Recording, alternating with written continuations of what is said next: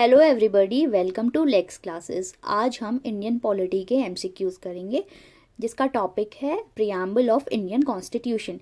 ये questions examination perspective से बहुत ज़्यादा इंपॉर्टेंट है, चाहे वो कॉम्पिटिटिव एग्जाम्स हो या फिर एंट्रेंस एग्जाम्स हो। आज हम 30 क्वेश्चंस करेंगे। चलिए शुरू करते हैं।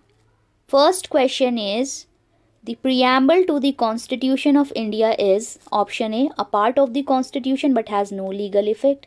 Option B, not a part of the Constitution and has no legal effect either.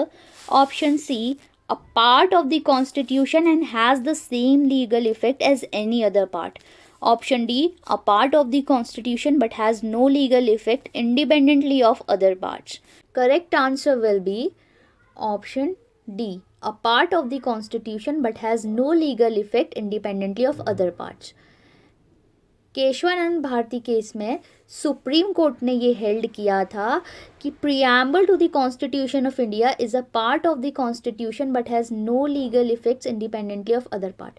देखो, बेरोबारी केस में सुप्रीम कोर्ट ने ये हेल्ड किया था कि प्रियम्बल कॉन्स्टिट्यूशन का पार्ट नहीं है, लेकिन केशवानंद भारती केस में सुप्रीम कोर्ट ने ये हेल्ड किया कि प्रियम्बल कॉन्स्टिट्यूशन का एक पार्ट है लेकिन उसका कोई लीगल इफेक्ट नहीं होगा। Second question is by which name or names is our country mention in the constitution. हमारे कॉन्स्टिट्यूशन में हमारे देश का क्या नाम मेंशन्ड है। Option A Bharat and India, option B Bharat only, option C Hindustan and India, option D Bharat Hindustan and India. इसका correct answer होगा option A Bharat and India. The constitution names our country as India, that is Bharat. हमारा constitution ही हमारी country को India और भारत ये दोनों names provide करता है। हमारी कॉन्स्टिट्यूशन का आर्टिकल 1 ये कहता है India that is Bharat shall be union of state. इसका मतलब है ये इम्प्लिसिटली कोडिफाई करता है इंडिया और भारत दोनों को equally short official names for the Republic of India.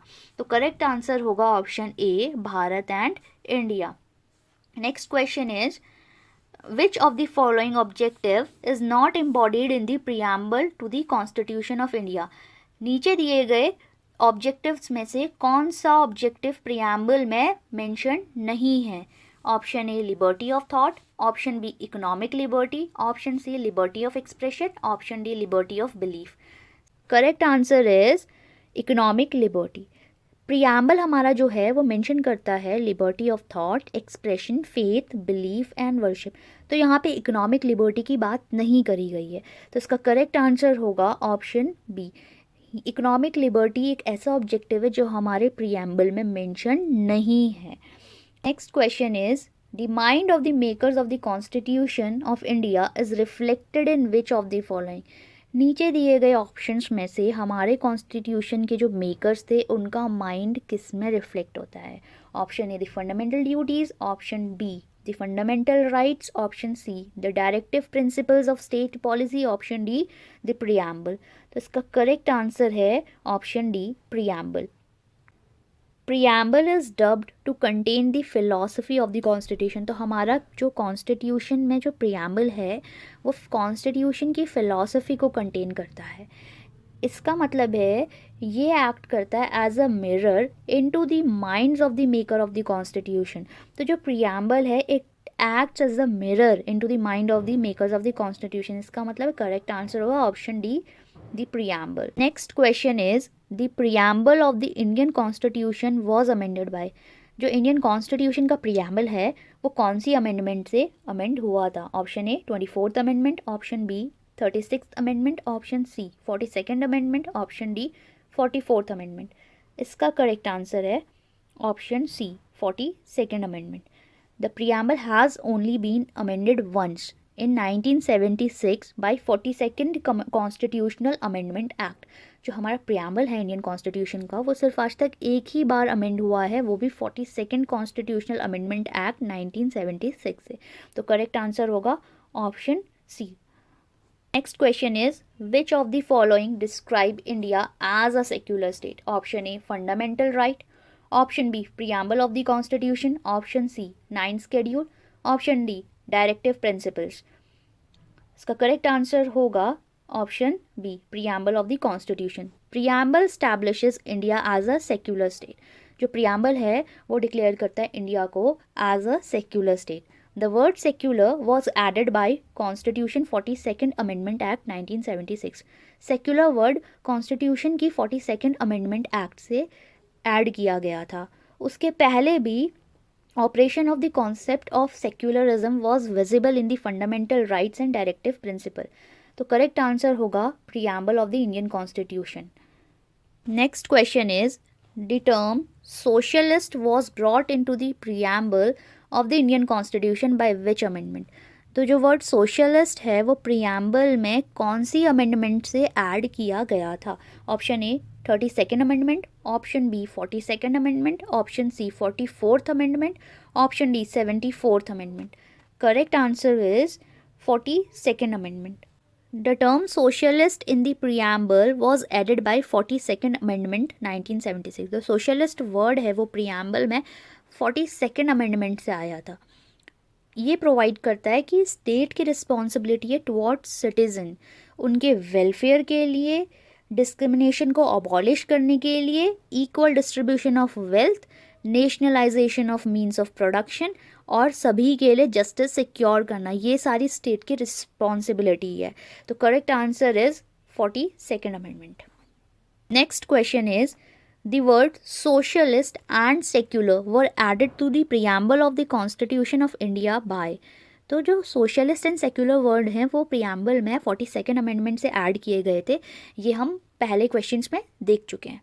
तो जो 42nd अमेंडमेंट है उससे 3 वर्ड्स ऐड हुए थे हमारे कॉन्स्टिट्यूशन के प्रियम्बल में, जो कि है सोशलिस्ट, सेक्युलर एंड इंटीग्रिटी. तो 42nd अमेंडमेंट एक्ट ने 3 न्यू वर्ड्स को ऐड किया था हमारे प्रियम्बल में.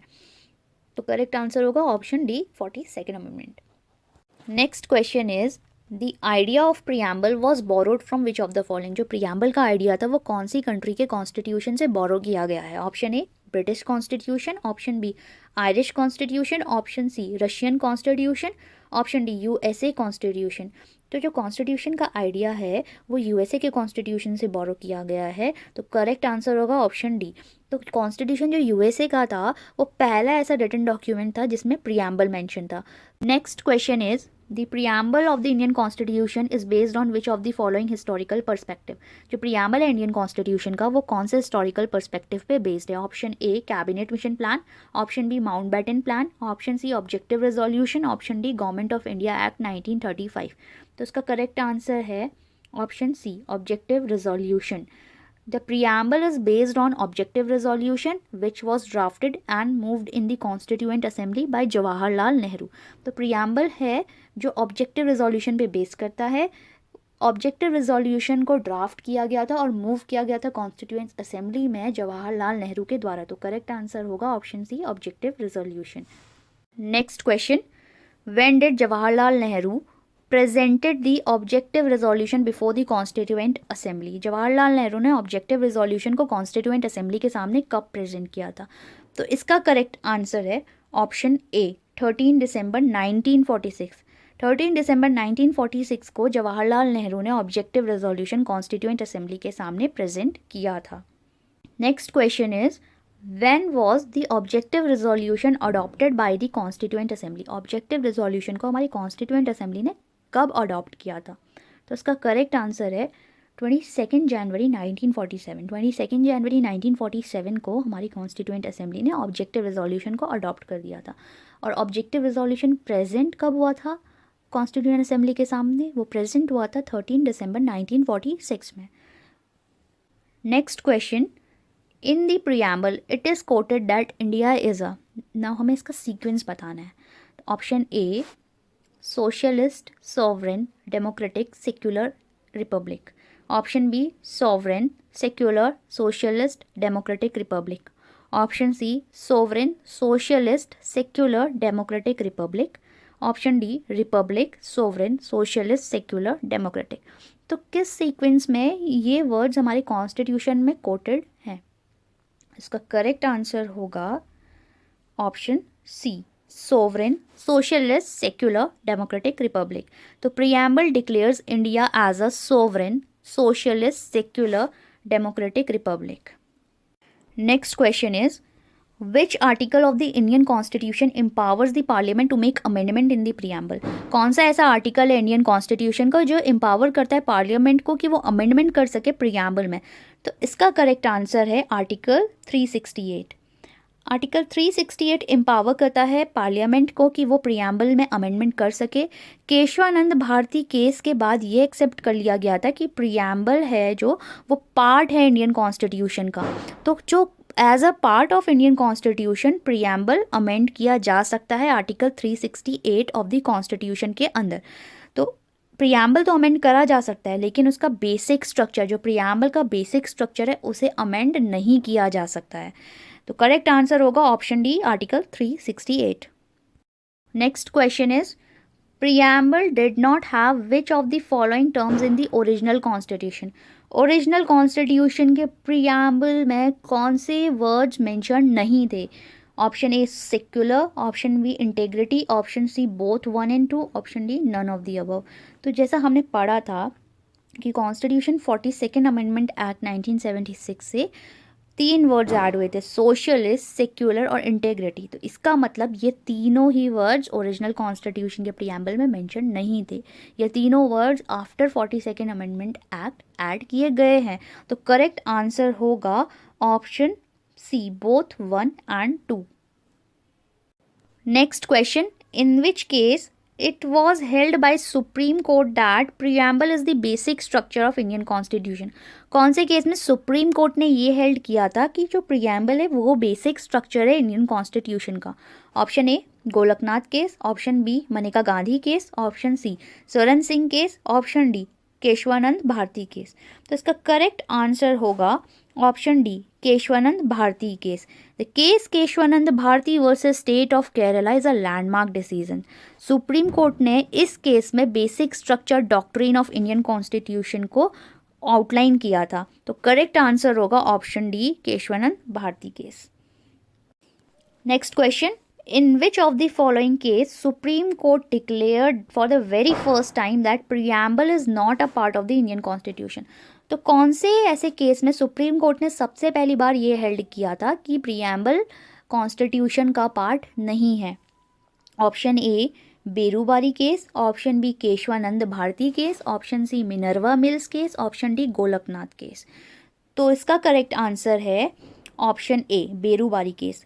In Berubari Union case, Supreme Court said that preamble shows the general purpose behind the several provisions of in the Constitution. तो preamble general purpose show करता है, जो भी several provisions हमारे Constitution में हैं उनके general purpose को show करता है। Thus a key to the mind of the maker of the Constitution, जो preamble है वो key है to the mind of the maker of the Constitution। Further Supreme Court ने ये भी कहा कि जो terms used हैं, कोई article में जो term use है अगर वो ambiguous हैं या फिर उनकी एक से ज़्यादा मीनिंग आ रही है तो असिस्टेंस ली जा सकती है फ्रॉम द ऑब्जेक्टिव, जो ऑब्जेक्टिव इंश्राइंड है प्रियम्बल में उनसे असिस्टेंस ली जा सकती है उन टर्म्स के इंटरप्रिटेशन के लिए जो टर्म्स एम्बिगुअस हैं या फिर capable of more than 1 meaning है। तो इसका करेक्ट आंसर होगा ऑप्शन ए। सुप्रीम कोर्ट ने बेरोबारी केस में ये हेल्ड किया था कि प्रियम्बल हमारे कॉन्स्टिट्यूशन का पार्ट नहीं है। Next question is, in which of the following case Supreme Court declared for the very first time that preamble is a part of the Indian Constitution? तो कौन से ऐसे केस में सुप्रीम कोर्ट ने ये हेल्ड किया था कि प्रियम्बल इंडियन कॉन्स्टिट्यूशन का पार्ट है? Option A Golaknath case, option B Minerva Mills case, option C Kesavananda Bharati case, option D Vishaka case. तो इसका करेक्ट आंसर है option C, Kesavananda Bharati case. Kesavananda Bharati case में सुप्रीम कोर्ट ने सबसे पहली बार ये डिक्लेयर किया था कि preamble is a part of the Indian constitution. तो इस प्रियम्बल को हम अमेंड भी कर सकते हैं और लेकिन इसके बेसिक स्ट्रक्चर को अमेंड नहीं किया जा सकता है। Next question is, till now the preamble of the constitution have been amended for how many time? अभी तक का कॉन्स्टिट्यूशन का जो प्रियम्बल है वो कितनी बार अमेंड हो चुका है? Option A 1, option B 2, option C 3, option D none. तो अभी तक का जो हमारा प्रियम्बल है वो सिर्फ एक बार अमेंड हुआ है, जो कि 42nd कॉन्स्टिट्यूशनल अमेंडमेंट एक्ट 1976 से अमेंड हुआ था। तो करेक्ट आंसर होगा option A 1। Next question, which of the following is not true about the preamble. नीचे दिए गए स्टेटमेंट में से कौन सा स्टेटमेंट प्रियम्बल के बारे में सही नहीं है। Option A, preamble is a part of the constitution. Option B, preamble is neither a source of power to the legislature nor a prohibition upon the powers of the legislature. Option C, it is non justiciable. Option D, its provision can be enforceable in a court of law. तो इसका correct answer होगा option D, जो preamble हैं उसके provisions court of law में enforceable नहीं है। इसका मतलब इसमें जो फॉल्स स्टेटमेंट है वो ये है। देखो, केशवानंद भारती केस और LIC केस में ये हेल्ड हुआ था कि प्रियम्बल कॉन्स्टिट्यूशन का पार्ट है।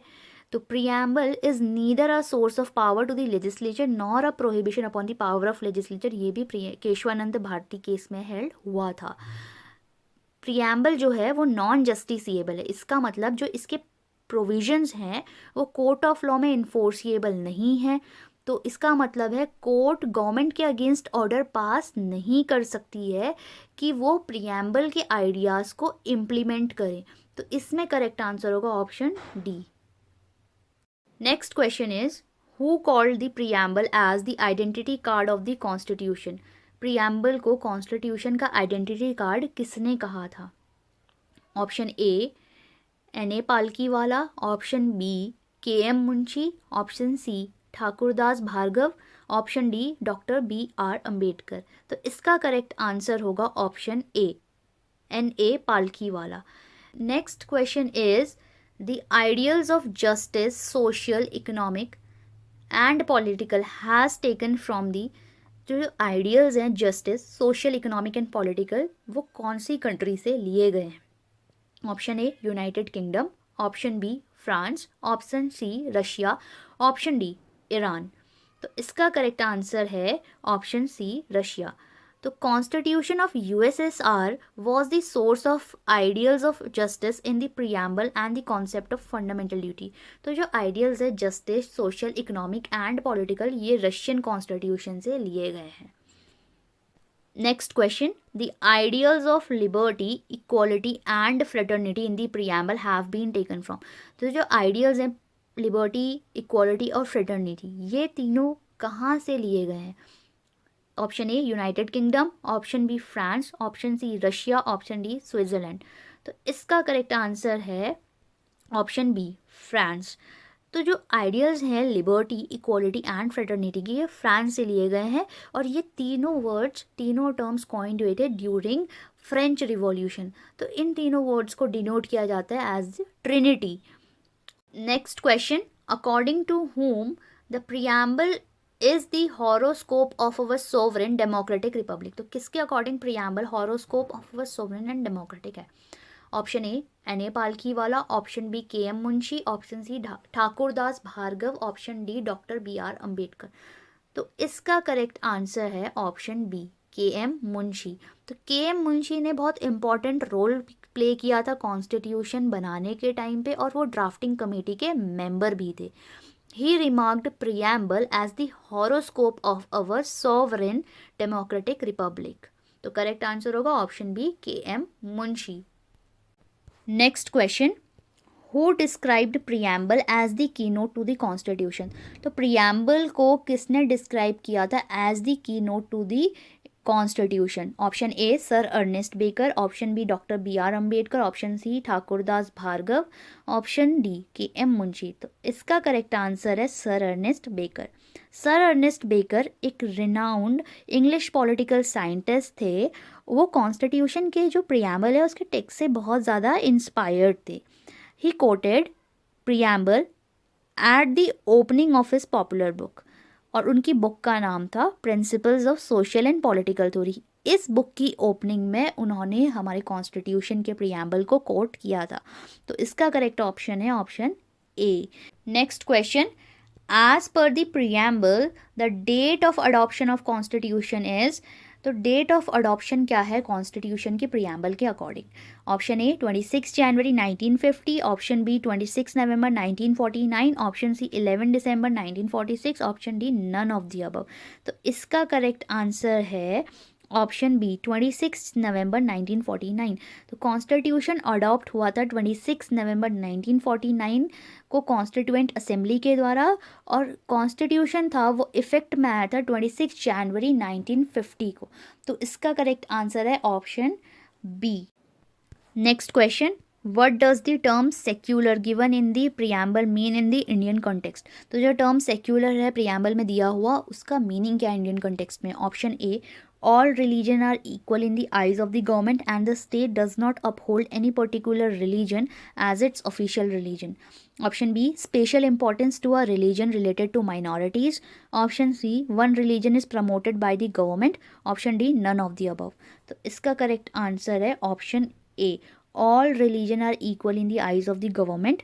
सारे रिलीजन इक्वल हैं, गवर्नमेंट के सामने सारे रिलीजन इक्वल हैं, और स्टेट किसी भी पर्टिकुलर रिलीजन को अपना ऑफिशियल रिलीजन डिक्लेयर नहीं कर सकता है। तो सेक्युलर का मीनिंग ये हो गया। Next question, the word sovereign mentioned in the preamble implies. तो जो सॉवरेन वर्ड है प्रियम्बल में वो क्या इम्प्लाई करता है? Option A, India is an independent state. Option B, India is neither a dependency nor a dominion of any other nation. Option C, India is free to conduct its own affairs both internal and external. Option D, all of the above. तो इसका correct answer है option D, all of the above. तो sovereign word ये सभी चीज़ों को imply करता है। Next question is, which among the following is not revealed by the preamble of the Indian constitution? तो दिए गए इंग्रेडिएंट्स में से कौन सा इंग्रेडिएंट को प्रियम्बल रिवील नहीं करता है? Option A, date of adoption of the constitution. Option B, nature of Indian state. Option C, date of enforcement of the constitution. Option D, source of authority of the constitution. तो इसका correct answer है option C, date of enforcement of the constitution. तो जो हमारा preamble है वो date of enforcement की बात नहीं करता है। Preamble reveals 4 ingredients. Preamble 4 ingredients को रिवील करता है। Number 1 is source of authority of the constitution. Preamble state करता है कि वो अपनी अथॉरिटी डिराइव करता है from the people of India. Second is nature of Indian state. It declare India to be sovereign, socialist, secular, democratic republic. Third is objective of the Constitution. Preamble specifies justice, liberty, equality, and fraternity as the objectives. Fourth one is date of adoption of the Constitution. तो preamble में mention है date of adoption. तो it stipulates November 26, 1949 as the date of adoption. तो date of enforcement mention नहीं है preamble में कहीं भी, इसलिए करेक्ट आंसर होगा option C, date of enforcement of the constitution. आप सभी को मेरी ये वीडियो पसंद आई हो तो मेरे चैनल को सब्सक्राइब कीजिए, इस वीडियो को लाइक कीजिए और ज़्यादा से ज़्यादा शेयर कीजिए। मैं मिलूँगी आपको इसी तरीके के इम्पॉर्टेंट कंटेंट के साथ। धन्यवाद।